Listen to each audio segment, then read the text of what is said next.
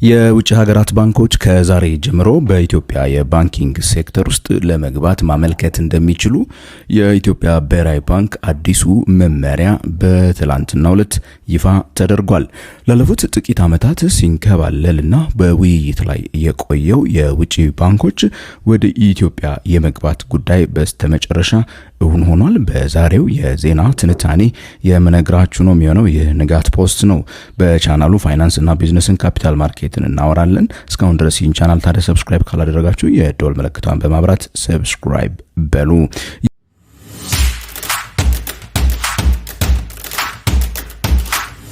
የኢትዮጵያ የባንኪንግ ዘርፍ የተወደዳችሁና የተከበራችሁ ተመልካቾቼ ባለፉት አንድ ዓመታት የውጭ ባንኮች እንዲገቡበት ስለመፈቀዱ የሚደነግገው ሕግ ከወጣ ወዲህ የመመሪያ ጉዳይ ብቻ ነው ያዝ አድርጎት ሲጠብቀው የነበረው። ባንኮቹ ወደ ኢትዮጵያ ገብተው ፍቃድ የሚወስዱበት ሕጉን የሚያስፈጽም መመሪያ እስኪወጣ ድረስ ካልሆነ በስተቀር የተለያዩ ሀገራት ባንኮች በሀገሪቷ ውስጥ መጥተው ከብሔራዊ ባንኩ ጋርም ውይይት ሲያካሄዱ እንደነበረ ሰምተናል። የብሔራዊ ባንክ ገዢውም በተለያዩ ጊዜ በሚያደርጓቸው ጉዞዎች በሌላ ሀገራት ማለት ነው ከሌሎች ሀገሮች ባንኮች ጋር ሲወያዩ እንደነበረ እንዲሁም ደግሞ ራሳቸውም ኢትዮጵያ ውስጥ መጥተው የተወያዩ እንደነበረ እናስታውሳለን። በቅርቡ የኬንያው KCB ባንክ እንደምታስታውሱት ከብሔራዊ ባንክ ዋነኛ አመራሮች ጋራ በቅርብ ጊዜ መጥተው ተወያይተው ነበረ። የኢትዮጵያ ብሔራዊ ባንክ እንግዲህ የሀገሪቱን የባንክ ዘርፍ ለውጭ ተሳትፎ ክፍት የሚያደርግበት ይህ አዲስ መመሪያ በትናንትናው ዕለት በብሔራዊ ባንክ ይፋ ተደርጓል።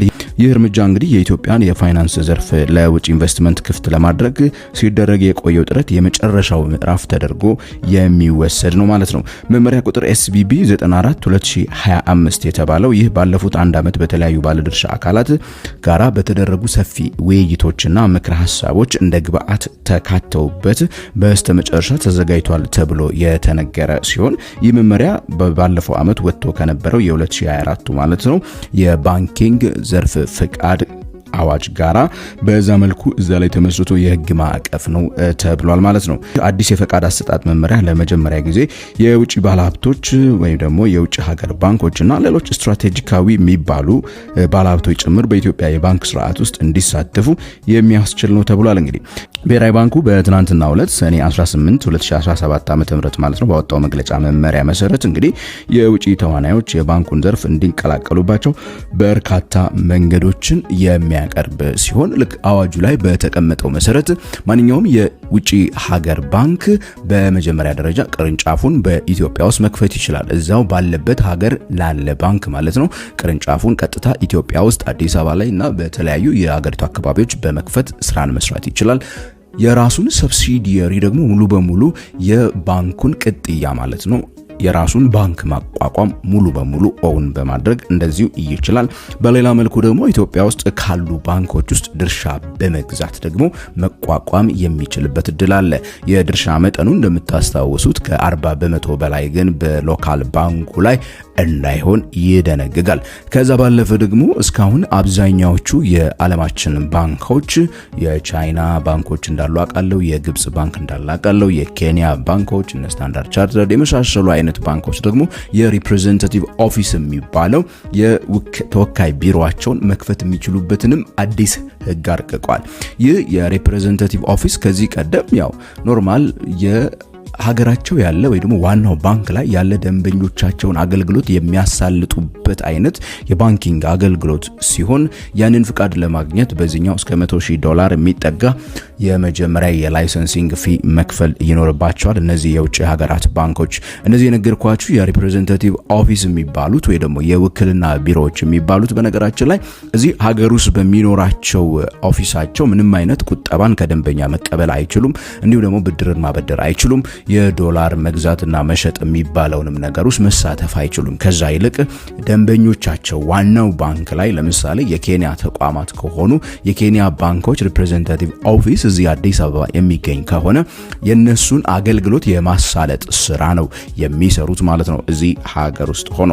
በዚህ መሰረት እንግዲህ የተለያዩ ሀገራት ባንኮች በተለያዩ ጊዜዎች ፍላጎትን አሳይተዋል የሚሉ ዜናዎች ሲሰሙ ነበረ። እርግጥ ነው ፍላጎት ማሳየት በራሱ አንድን ባንክ ባንክ ወደ ኢትዮጵያ እንዲገባ ያደርገዋል አያደርገውም የሚለውን ነገር ለመናገርና ለመወሰን የሚያስችል እውነታ አይደለም በራሱ። በዋናነት ግን በኬንያ የሚገኙ ባንኮች በተለያዩ ጊዜ በስብሰባዎች ላይ በአገር ውስጥ በሚደረጉ እኛ ከሰማናቸው ነገሮች ባለፈ ማለት ነው በራሳቸው ጠቅላላ ጉባኤ ላይ ወይ ደግሞ የበላይ አለቆቻቸው በሚናገሩበት ሰዓት ቀጣይ የስትራቴጂክ እቅዳቸውን ሲያነሱ አብዛኛዎቹ ትልልቅ የኬንያ ባንኮች አይናቸውን ኢትዮጵያ ላይ እንደጣሉ መመልከት እንችላለን። ከነሱ መካከል በተለይም KCB የሚባለው በጣም ግዙፍ ከሆኑ የኬንያ ባንኮች አንዱ የሆነው የኬንያ ኮመርሻል ባንክ የሚባለው የግል ባንክ ነው። ይሄኛው ባንክ ከኢትዮጵያ ብሔራዊ ባንክ የበላይ አመራሮች ጋር ቀደም እንደነገርኳችሁ መጥቶ ውይይት እስከ ማድረግ ደረጃ ደርሷል።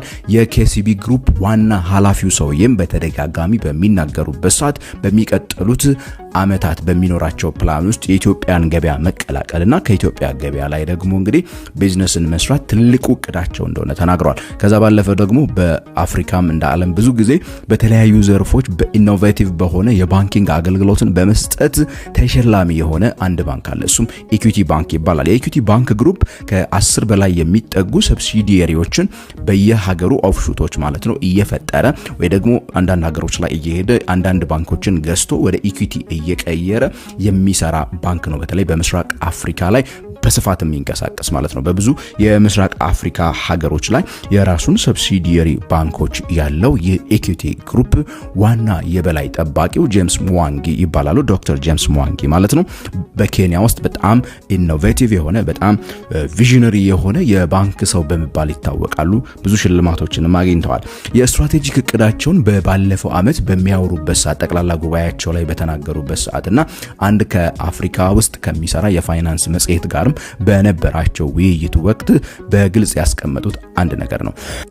በውይይታቸው ላይ እንግዲህ ሲያስቀምጡ የሚቀጥለው 5 ዓመት እቅዳቸው በ2030 ድረስ ባለው እቅዳቸው ውስጥ ዋነኛ የኢኩዊቲ ባንክ ፎከስ የዋነኛው የኢኩዊቲ ባንክ እይታ ያለው ራያቸው ማጠንጠኛ የኢትዮጵያ ገበያ መሆኑን በግልጽ ተናግረዋል። ከዚህ ባለፈ እንግዲህ በሞሮኮ የሚገኙ ባንኮች፣ በደቡብ አፍሪካ የሚገኙ ባንኮች እንዲሁ ደግሞ ፍላጎትን እያሳዩ መተዋል የሚሉ ነገሮች እንዲሁ ደግሞ በተለያዩ ጊዜዎች ሲወጡ ነበረ።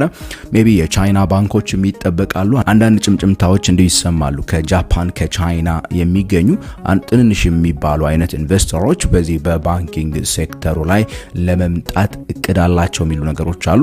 እነዚህ ነገሮች እንግዲህ ውጤታማ ይሆናሉ አይሆኑም ፍሬያቸውን መቼ እንመለከታለን የምናየው ነገር ቢሆንም ካሁን በኋላ ግን ማንኛውም የውጭ ሀገር የፋይናንስ ተቋም በኢትዮጵያ ውስጥ መሟላት የሚገባቸውን የካፒታል መጠን እንዲሁም ደግሞ የዲው ዲሊጀንስ በተለይም ደግሞ ከሀገሩ የሚኖረው የስራ ምስክርነት ማለት ነው ከፍሬንድሊ ከሆኑ ከኢትዮጵያ ጋር ዲፕሎማቲክ ሪሌሽንሺፓቸው ጤነኛ ከሆኑ አገራት ጤነኛ የፋይናንስ አቅም ያለው ላለፉት 3 አመታት እና ከዛ በላይ ኢንካም ስቴትመንቱን አቅርቦ ማስገምገም የሚችል ዲው ዲሊጀንስ ማሰራት የሚችል ማንኛውም የባንኪንግ ተቋም ወደ ኢትዮጵያ ገብቶ ከተዘረዘሩት የፍቃድ አይነቶች ውስጥ መውሰድ የሚችልበት መመሪያ በስተመጨረሻ ይፋ ሆኗል ማለት ነው። እንግዲህ የኢትዮጵያ ባንኮች በተለይም የግሎቹ ባንኮች በተለያዩ ጊዜ የውጭ ሀገር ባንኮች መምጣት ጋር ተያይዞ ስጋታቸውን ሲገልጹ ቆይተዋል። አንዳንዶቹ የኛ መጥፊያ ነው እያሉ በስፋት ሲናገሩ፣ አንዳንዶቹ ደግሞ ይበልጥ ውጤታማ እንድንሆን ይበልጥ ለውድድር እንድንጋበዝ ያደርገናል የሚሉ ሲሆን የፋይናንሱ ዘርፍ ባለሙያዎች ደግሞ በበኩላቸው በሁለት መልኩ የነዚህን ባንኮች መግባት ይመለከቱታል። በአንድ መልኩ ሲመለከቱት የባንኪንግ ዘርፉ እስካሁን ድረስ ባለበት ሁኔታ ኢትዮጵያ ውስጥ ለሁሉም ያልደረሰ ባንኪንግ አገልግሎት ወይ ደግሞ የፋይናንስ አገልግሎት የህዝብን ገንዘብ ሰብስቦ በቁጠባ መልክ ከመቀበል ያለፈ የፋይናንስ ሶሉሽኖችን የፋይናንስ ዘርፍ የሚባሉ ውጤታማ የሆኑ አገልግሎቶችን ለህዝብ ያልሰጠ ነው። ስለዚህ የውጭ ሀገር ባንኮች መግባታቸው ባንኪንግ ሴክተሩ ለህዝብ ወደሚጠቅም አገልግሎት ሰጪ ዘርፍ እንዲዛወር ያግዘዋል የሚል መከራከሪያን በማንሳት ባንኮች ይበልጥ ውጤታማ ይሆናሉ ብለው ይናገራሉ። የሳፋሪኮም መምጣት ኢትዮ ቴሌኮምን እንዲራወጥ አድርጎታል፣ ይበልጥ ስራዎችን እንዲሰራ አድርጎታል ብለው አርጊው እንደሚያደርጉት ባለሙያዎች ሁሉ እነዚህ በተቃራኒው ደግሞ እንግዲህ በኢትዮጵያ ውስጥ በመቶ ሺህ የሚቆጠሩ ሼር ሆልደሮች የሚተዳደሩ እነዚህ የግል የንግድ ባንኮች ከ30 በላይ የሚጠጉት ውስጥ ባለቤት ሆነው ያሉ ኢንቨስተሮችን ይጎዳል ብለው ደግሞ የሚፈሩ ሰዎችም እንዲሁ በተቃራኒው መመልከት እንችላለን። እነዚህም ባንኮች ሊያጠፋቸው፣ እነዚህም ባንኮች ከስራ ውጪ ሊያደርጋቸው ይችላል። ይህ ደግሞ የሀገሪቱን ሀብት የማፍራት አቅም ይጎዳዋል ብለውም ደግሞ የሚናገሩ አሉ። የእናንተ አስተያየት ምኑ ጋ ነው ያለው? ለመሆኑ በዚህ ጉዳይ ላይ በስፋት ለወደፊት በሌሎች ትንታኔዎች እንመለስበታለን። ለዛሬው ከንጋት ፖስት እንግዲህ የያስኩላችሁ ሰበር የዜና ትንታኔ እስካሁን የሰማችሁት ነው። የተወደዳችሁና የተከበራችሁ ተመልካቾች ይህንን ቻናል ታዲያ ሰብስክራይብ አድርጉ ቻናሉን፣ እንዲሁም ደግሞ ከወደዳችሁት ለጓደኞቻችሁ ሼር አድርጉ። ቪዲዮ ላይ ደግሞ አስተያየትና ጥያቄዎች ካላችሁ ከስር ኮሜንት ሴክሽን ላይ እንድትጽፉልኝ እየጋበዝኳችሁ እስከ ቀጣይ ፕሮግራሜ ድረስ የምሰናበታችሁ ከንጋት ፖስት እኔ ገሜ ብርሃኑ ነኝ።